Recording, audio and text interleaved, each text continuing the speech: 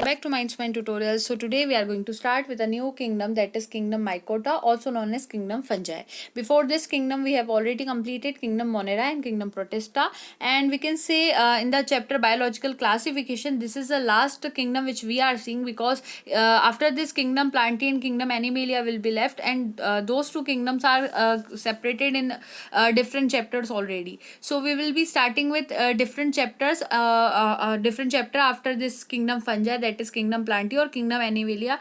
Anything you can suggest me. So right now we are starting with kingdom Fungi, and let's get started. सबसे पहले यहाँ कुछ terminologies दी गई है. Mycology जो टर्मिनोलॉजी है उसका मतलब होता है स्टडी ऑफ फंजाई. अगर हम फंजाई की स्टडी करते हैं तो इस टर्म को माइकोलॉजी कहा जाता है. जैसे study of soil is known as pedology, study of fossils is known as palaeontology. इस तरह से study of fungi is known as mycology. Father mycology के कौन है? P.A. मिशेली. P.A. और फिर M.I.C.H.E.L.I. हो सकता है स्क्रीन पर ब्लैक बॉक्स की वजह से विजिबल ना हो पूरी तरह से, तो P.A. मिशेली इनका साइंटिस्ट का नाम था. फादर है माइकोलॉजी के. नोवा प्लांटेरम जेनेरा इनकी बुक का नाम है. फादर मॉडर्न माइकोलॉजी के D. बैरी हैं. Father of Indian mycology B.B. Mundkar हैं और E.J. बटलर भी हैं. फंजाई जो नेम था उसको देने वाले जो साइंटिस्ट जिन्होंने मेनली नाम दिया था उनका नाम था Gaspard Bauhin. GASPARDBAUHIN. Gaspard Bauhin इनका पूरा नाम है. Now we are starting with Eumycotina also known as true fungi. जहां भी यू वर्ड आ जाए ना स्टूडेंट्स, आपको ये याद रखना है यू का मतलब होता है ट्रू. तो u is equals to true, ये याद कर लिया. अब माइकोटिना, माइकोटिना वर्ड अभी ऊपर बात की हमने, माइकोटा यानी फंजाई, तो ट्रू फंजाई उससे याद हो गया. अब जो फंजाई होते हैं इनमें ग्रेट डाइवर्सिटी देखने को मिलती है, चाहे उनकी मॉर्फोलॉजी हो, उनके अपीयरेंस हो, या फिर उनका हैबिटेट हो जहाँ वो रहते हैं. तो हर जगह पे इनके अलग अलग फॉर्म्स, अलग अलग तरह की हैबिट्स देखने को हमें मिलती है. फंजाई कॉस्मोपॉलिटन होती है, यानी बहुत सारी जगहों पर पाई जाती है, सिर्फ एक उनकी पर्टिकुलर जगह नहीं जहां वो पाई जाएगी. फंजाई जो होती है ह्यूमस रिच सॉइल में रहना पसंद करती है और ऐसे एरियाज में रहना पसंद करती है जहां मॉइस्चर हो, उमस हो, लेदर प्रेजेंट हो, वुड हो सकता है, पिकल जो घर में हम अचार डालते हैं उसमें भी फंजाई लग जाती हैं. ब्रेड, अगर कोई ब्रेड डिकम्पोज होने लग रही, रॉटन है, तो उस पर फंजाई आ जाती है. आपने देखा होगा कभी कभी white breads green green black black दिखाई देने लगती है, वो क्या चीज़ है? वो फंजाई है. जो फंजाई है वो पैरासिटिकली प्लांट्स पे रहती है. अगेन पैरासिटिकली का मतलब मैं नहीं बताऊंगी यहाँ पर, आप जानते हैं हमने प्रीवियस वीडियो में बहुत बार इसको डिस्कस करा है. तो प्लांट्स के ऊपर, एनिमल्स पे और इनफैक्ट ह्यूमन बॉडी पर भी पैरासिटिकली ये रह सकती है. ह्यूमन बॉडी पर आपने देखा होगा किसी किसी ह्यूमन को फंगल इन्फेक्शन हो जाते हैं. तो फंगल इन्फेक्शन क्यों हो रहा है? क्योंकि वो फंजाई कहीं ना कहीं उसके ऊपर रह रही है. दूसरी चीज, क्लोरोप्लास्ट जो होता है वो फंजाई में एब्सेंट होता है, ये पॉइंट याद रखना है. और फंजाई जो होती है हेट्रोट्रॉफ्स होती है, यानी खुद का खाना खुद नहीं बना सकती है, दूसरों पर डिपेंडेंट होती है. फंजाई एक यूनिक किंगडम बनाता है हेट्रोट्रॉफिक ऑर्गेनिज्म का. फंजाई जो होते हैं वो अपने फूड को डेड ऑर्गेनिक मैटर से या फिर लिविंग ऑर्गेनिज्म से ऑब्टेन करते हैं. लिविंग ऑर्गेनिज्म से ऑब्टेन करेंगे तो पैरासिटिकली हो जाएगा, और डेड ऑर्गेनिक मैटर से भी ऑब्टेन करेंगे तो वो नॉर्मल उनकी मेथड होगी, लेकिन इस तरह से वो ऑब्टेन करती है. Now on the basis of source of food fungi are of two types. दो तरह की फंजाई हो सकती है जिस तरह से वो खाना खाती है. अब उसको देख लेते हैं. तो पहली फंजाई होती है सेप्रोफिटिक और दूसरी होती है पैरासिटिक. सेप्रोफिटिक का मतलब होता है ऐसी फंजाई जो अपने खाने को डेड ऑर्गेनिक मैटर यानी सड़ी हुई गली हुई चीज़ें जो होती है, जो डिकम्पोज हो रही है, उन चीज़ों से ऑब्टेन करती है, जैसे कि bread, rotting fruit, vegetable and डंग.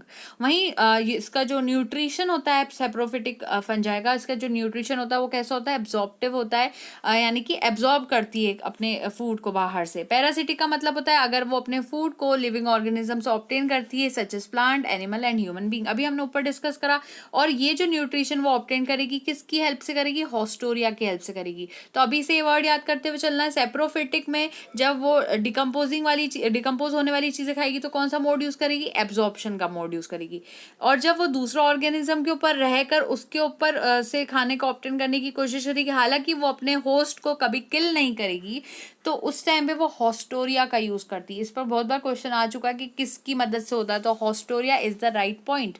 अब दूसरा यहाँ पर है जो फंजाई होती है वो सिम्बायोटिकली भी रहती हैं। कभी कभी फंजाई किसी के साथ मिलकर भी अपने जीवन को व्यतीत करती है। थोड़ा ज़्यादा हिंदी हो गया। तो फंजाई जो होती है किसी किसी ऑर्गेनिज्म के साथ मिलकर एक सिम्बायोटिक एसोसिएशन बनाती है। तो क्वेश्चन ये उठता है इसमें ये फंजाई किसके साथ एसोसिएशन बनाती है, किसके साथ मिलकर रहती है? तो वो एल्गी के साथ मिलकर रहती है। जब फंजाई एल्गी के साथ मिलकर रहती है तो जो चीज़ बनती होती है लिचेंस या फिर लाइचेंस भी कुछ लोग कहते हैं, तो ये चीज़ बनती है। और ये जो फंजाई यहाँ पर बन रही है वो कहाँ रहती है? सिम्बायोटिकली मिलजुल कर ये जो लिचेंस रहते हैं वो रूट्स में रहते हैं of higher plants and form mycorrhiza. और क्या बनाते हैं? माइकोराइजा भी बनाते हैं। तो कभी कभी फंजाई कहना चाहिए लिचेंस बनाएगी, और कभी कभी फंजाई जो होती है प्लांट्स के साथ जो होती है प्लांट्स की रूट उनके साथ मिलकर माइकोराइजा बनाती है। और जो बॉडी ऑफ फंजाई होती है उसको नाम दिया जाता है माइसीलियम। माइसीलियम सब लोग नाम सुन के डर जाते हैं कि कुछ अजीब सा वर्ड होगा, ऐसा कुछ नहीं है। जो बॉडी होती है फंजाई की उसी का नाम होता है माइसीलियम। और जो माइसीलियम होता है वो बना होता है फिलामेंट्स, और उन फिलामेंट्स का नाम होता है हाइफा। तो ये याद रखना है। और हाइफा एक हाइफा की बात करोगे तो हाइफा कहोगे, और बहुत सारे हाइफा की बात करोगे तो हाइफे हो जाएगा। ठीक है। अब जो सेल वॉल होती है फंजाई की, ये मोस्ट इंपॉर्टेंट पॉइंट है, ये बनी होती है काइटिन से, जिसका दूसरा नाम होता है फंगल सेल्यूलोस या फिर पॉलीसेकेराइड्स। आपके सामने एक फिगर है, आप देख सकते हो। इस फिगर के अंदर ये शोन है कि जो फंजाई है उसकी पूरी बॉडी किस तरह से लिखी हुई। लास्ट पर पॉइंट देखिए माइसीलियम, और उसमें भी अगर हम एक भाग को एक पोर्शन को देखते हैं तो वो क्या बना रहा है? हाइफा बना रहा है।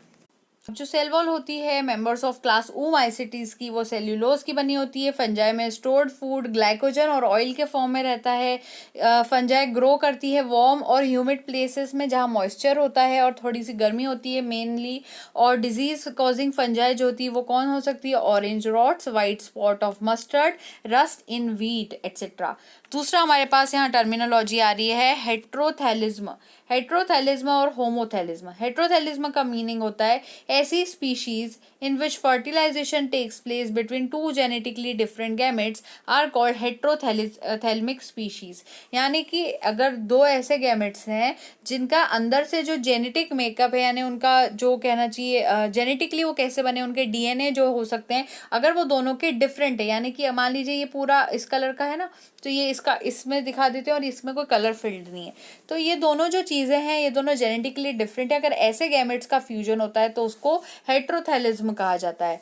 और दूसरी बात यहाँ पर ये जो फिनोमेना इसको हेट्रोथैलिज्म कहा जा रहा है, और स्पीशीज जिनमें ये चीज़ देखने को मिल रही है वो हेट्रोथैल्मिक स्पीशीज हो जाती है, हेट्रोथैलिक स्पीशीज हो जाती है। दूसरा पॉइंट, हेट्रोथैलिक कंडीशन जो होती है इसमें फर्टिलाइजिंग गैमेट्स जो होते हैं are formed on different thallus या फिर माइसीलियम। अब यहाँ पर अगर कोई चीज़ जेनेटिकली डिफरेंट है तो इसका मतलब क्या होगा कि उन दोनों को अगर उनकी ग्रोथ देखी जाए तो वो दो डिफरेंट ऑर्गेनिज्म पे ग्रो करेगी। एक गैमेट इधर से बनेगा तो दूसरा गैमेट दूसरे ऑर्गेनिज्म में बनेगा, फिर उनके बीच में फ्यूजन होगा। ये वाली बात हो गई। अगर ऐसा होता कि मान लीजिए कि एक ही ऑर्गेनिज्म है, इसी ऑर्गेनिज्म के अंदर से ही दोनों गैमेट होते, तो क्या होता है, ये सेम ऑर्गेनिज्म है तो ये दोनों गैमेट एक दूसरे के जेनेटिकली सिमिलर हो जाते हैं, यानी सेम हो जाते, और फिर उनका फ्यूजन जो होता है वो हेट्रोथैल्मिक या हेट्रोथैलिक नहीं रहता और क्या बन जाता? होमोथैलिक बन जाता। और इस तरह का जो फ्यूजन होता है जिसमें जेनेटिकली डिफरेंट गैमेट्स का फ्यूजन होता है वो species of Mucor, Rhizopus, Puccinia और मैक्सिमम फंजाई, बहुत सारी फंजाई में देखने को मिलती है। तो एकदम नॉर्मल सा पॉइंट था, आपको सिर्फ टर्मिनोलॉजी पे फोकस करना है, उससे ज़्यादा कुछ। होमोथैलिज्म सेम उसका अपोजिट है जो भी ऊपर देखा। तो जो ऐसी स्पीशीज जिन पे जो फर्टिलाइजेशन होता है वो टू जेनेटिकली सिमिलर गैमेट्स में होता है, उसको होमोथैल्मिक थैलिक स्पीशीज में को थैल्मिक बोलने की आदत है, सॉरी, तो होमोथैलिक स्पीशीज कहा जाता है। और ये जो फिनोमेना होता है उसको होमोथैलिज्म कहा जाता है। होमोथैलिक कंडीशन जो होती है फर्टिलाइजिंग गैमेट्स की वो सेम थैलस पे फॉर्म होगी। अगेन सेम बात है, क्योंकि अगर सेम गैमेट्स है इसका मतलब क्या होगा, वो एक ही ऑर्गेनिज्म में से बने होंगे, जब भी तो वो जेनेटिकली सिमिलर हो सकते हैं। तो ये चीज़ थी, तो सेम थैलस से ग्रो करेंगे। एग्जाम्पल है कीटोमियम और एल्ब्यूगो कैंडिडा। तो कीटोमियम एंड एल्ब्यूगो कैंडिडा आपको याद रखना है। दूसरा पॉइंट हमारे पास रिप्रोडक्शन से रिलेटेड, तो रिप्रोडक्शन देख लेते हैं फंजाई का। सबसे पहला होता है वेजिटेटिव रिप्रोडक्शन, जिसमें आ जाती है फ्रेगमेंटेशन की बारी। जो फंजाई होते हैं उसमें कभी कभी देखने को ये मिलता है कि जो फंगल फिलामेंट होता है ना, जो माइसीलियम होता है, वो स्मॉल पीसेस में टूट जाता है, छोटे छोटे टुकड़ों में बढ़ जाता है। उसके बाद क्या होता है, ड्यू टू एनी रीजन, और वो रीजन रीजन कुछ भी हो सकता है, या तो उसको कभी चोट लग जाएगी तो वो टूट जाएगा, यहाँ देख सकते हो आप टूट गया है, या फिर वो खुद से बॉडी उसको डिटैच कर देगी ऑर्गेनिज्म की।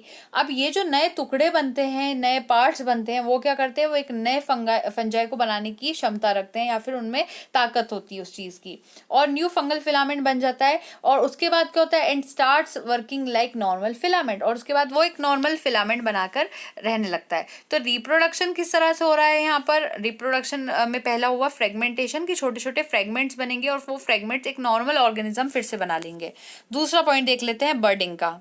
तो आपके सामने बर्डिंग है, बर्डिंग में आ जाती है सेक्रोमाइसीस या फिर ईस्ट के एग्जांपल। ईस्ट जो हम लोग नॉर्मली बेकरी प्रोडक्ट्स होते हैं, और जो मतलब कहना चाहिए जहाँ कहना चाहिए फर्मेंटेशन यूज़ करना होता है हमें, तो उन चीज़ों में ईस्ट का यूज़ होता है। अब यहाँ पर क्या हो रहा है, ये पेरेंट सेल है, तो पेरेंट सेल आप देख सकते हैं, उस पेरेंट सेल पे आप बाद में देखेंगे कि छोटा सा यहाँ पर लोब लाइक स्ट्रक्चर उग रहा है, बढ़ रहा है। अब वो क्या हो रहा है, धीरे धीरे और बड़ा हुआ, और बड़ा होने के बाद वो जो ऑर्गेनिज्म है वो और बड़ा हो गया, इसको कहा जाता है बर्ड, और धीरे से बाद में वो सेपरेट भी हो जाता है, तो इसको कहा जाता है बर्डिंग इन ईस्ट। ये माइक्रोस्कोप में अगर आपने देखा होगा, स्कूल कॉलेजेस में शो करते हैं बहुत अच्छे से क्लियरली, हम इसका जो बर्डिंग होता है उसका मेथड ईस्ट में देख पाते हैं। सिर्फ आपको कुछ नहीं करना होता है, जो इंस्टेंट ईस्ट आएगी उसको थोड़ा सा कहना चाहिए ग्रो करने के लिए उसको थोड़ा ह्यूमिड एनवायरनमेंट देना होता है, और उसको फेवरेबल कंडीशंस देनी होती है।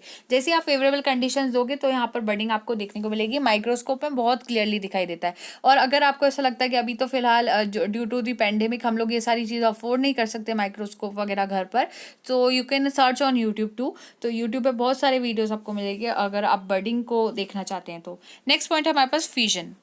फिजन के अंदर आ जाती है बात, जो शीजोसैक्रोमाइसीस ईस्ट होती है वो इसका एग्जांपल होती है। जो रिप्रोडक्शन होता है through bud formation and fission takes place only in non mycelial form. ऐसी फंजाई जिसमें माइसीलियम पूरी तरह से दिखाई नहीं देती, या फिर वो नॉन माइसीलियल फॉर्म होता है, उन ऑर्गेनिजम्स में जो रिप्रोडक्शन होता है वो या तो बर्डिंग के थ्रू होता है या फिर फिजन के थ्रू होता है। नेक्स्ट हमारे पास एसेक्सुअल रिप्रोडक्शन। एसेक्सुअल रिप्रोडक्शन ऐसा रिप्रोडक्शन होता है जिसमें नॉर्मली जो गैमेट्स का फर्टिलाइजेशन होता है, फ्यूजन होता है, वो इन्वॉल्व नहीं होता। तो एसेक्सुअल रिप्रोडक्शन में फॉर्मेशन होता है डिफरेंट टाइप्स ऑफ स्पोर्स का, और ये जो स्पोर्स होते हैं वो कैसे बनते हैं, माइटोटिक डिवीजन के थ्रू बनते हैं, तो ये आपको याद रखना है। अब हम आगे देख लेते हैं। स्पोर्स फॉलोइंग टाइप्स के हो सकते हैं, इतनी तरह के हो सकते हैं। पहले होते हैं स्पोरेंजियोस्पोर्स। स्पोरेंजियोस्पोर्स का मतलब होता है ऐसे स्पोर्स जो कि स्पोरेंजियम के अंदर फॉर्म होते हैं, और जो स्पोरेंजियम यहाँ पर रहती है वो कहाँ बनती है, टिप जो होती है फंगल फिलामेंट की वहां पर बनती है, और जो फंगल फिलामेंट्स होते हैं on which sporangia are formed is called sporangiophore. तो आप सोच सकते हैं कितने ज्यादा कहना चाहिए रेलेवेंट टाइप की टर्मिनोलॉजी से एक दूसरे से। तो स्पोरेंजियोस्पोर्स हम देख रहे थे, ये जो स्पोरेंजियोस्पोर्स होते हैं वो स्पोरेंजियम के अंदर बनते हैं। स्पोरेंजियम जो होता है वो फंगल फिलामेंट की टिप के ऊपर प्रेजेंट होता है, और उस टिप के जो नाम होता है दूसरा जहाँ स्पोरेंजिया बन रहा है उसको स्पोरेंजियोफोर भी कहा जाता है। ये जो फंगल फिलामेंट है उनको स्पोरेंजियोफोर कहते हैं। न्यूमरस स्पोर्स इसके अंदर बनते हैं, धीरे धीरे इसमें डॉट्स बनाने की कोशिश करते हैं, उसके बाद ये बनने के बाद न्यूमरस स्पोर्स बन जाएंगे स्पोरेंजियम में, फिर उसके बाद वो रप्चरिंग होगी स्पोरेंजियम की, ये टूट जाएगी, इसमें से सारे स्पोर्स बाहर आ जाएंगे, जर्मिनेट होंगे, फंगल फिलामेंट्स बनाएंगे, और फॉर्मेशन होगा स्पोरेंजियोस्पोर्स का, टेक्स प्लेस एंडोजिनसली। तो ये होगा। अब यहाँ पर एक फ्लो चार्ट आप देखिए, इससे और क्लियर होगा। माइसीलियम है यहाँ पर, मतलब फंजाई की बॉडी, उस माइसीलियम में स्पोरेंजियम बनता है, स्पोरेंजियम को स्पोरेंजियोस्पोर्स बनने लगते हैं उसके अंदर, स्पोरेंजियोस्पोर्स से जर्मिनेशन होता है उनका, जर्मिनेशन होने के बाद अगेन वो माइसीलियम को बना देते हैं। तो ये चीज थी यहाँ पर। स्पोरेंजियोस्पोर्स यानी सिंपली बात की जाए तो स्पोर्स दो तरह के होते हैं, जू स्पोर्स और एप्लानोस्पोर्स। जू स्पोर्स ऐसे स्पोरेंजियोस्पोर्स होते हैं जो कि स्पोरेंजियम में बनते हैं और फ्लैजिलेटेड होते हैं, यानी उनमें फ्लैजिला पाया जाता है, और फ्लैजिला पाया जाएगा तो वो ऑर्गेनिज्म कैसे हो जाएगी, मोटाइल हो जाएगी। तो जू जो वर्ड है वो कैसे आया, जूलॉजी से आया। जूलॉजी में एनिमल्स की स्टडी करते हैं और एनिमल मूव करते हैं। वही बॉटनी कैसा वर्ड है, बॉटनी ऐसा वर्ड है जो प्लांट से रिलेटेड, और प्लांट कैसे होते हैं, मूव नहीं कर पाते, एक ही जगह खड़े रहते हैं। तो ठीक है, ये वाली बात क्लियर हो जाती है। अब जू स्पोर्स जो होंगे वो फ्लैजिलेटेड और मोटाइल होंगे, वो आपको याद रखना है।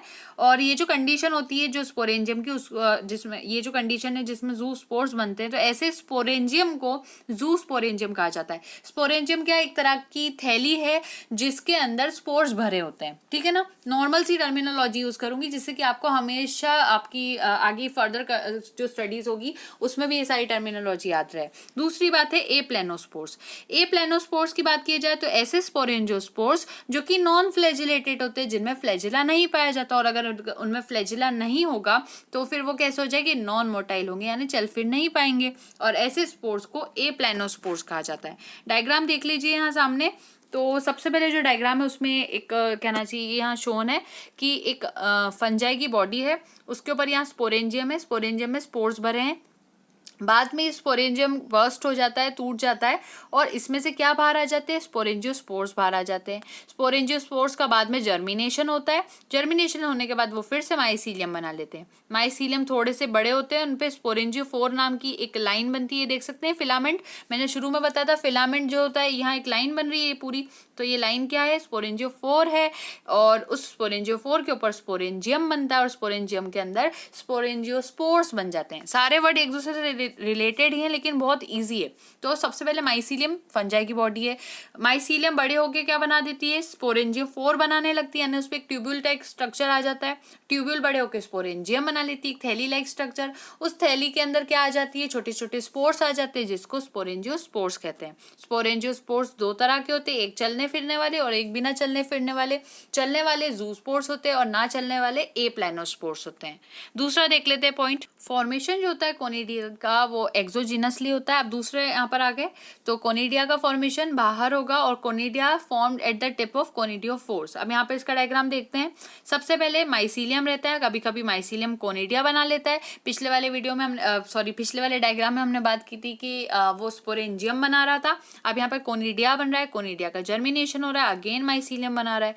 अब यहाँ पर डायग्राम देखते हैं, कोनिडिया ये वाले ऊपर है, ये सर्कल्स लाइक स्ट्रक्चर, और यहाँ कोई स्पोर्स नहीं बन रहा है ना, तो बाहर की तरफ डायरेक्ट हो रहा है, तो एक्सोजीनसली हो रहा है। तो नॉर्मली ये 4 स्क्वायर्स दिख रहे हैं, उसकी ये जो ट्यूब्यूल है वो कोनिडियोफोर कहलाएगी, जैसे वहाँ पे स्पोरेंजियोफोर थी। और उसके बाद ये जो कोनिडिया है वो यहाँ से निकल जाते हैं, बाहर चले जाते हैं, कोनिडिया अलग हो गए।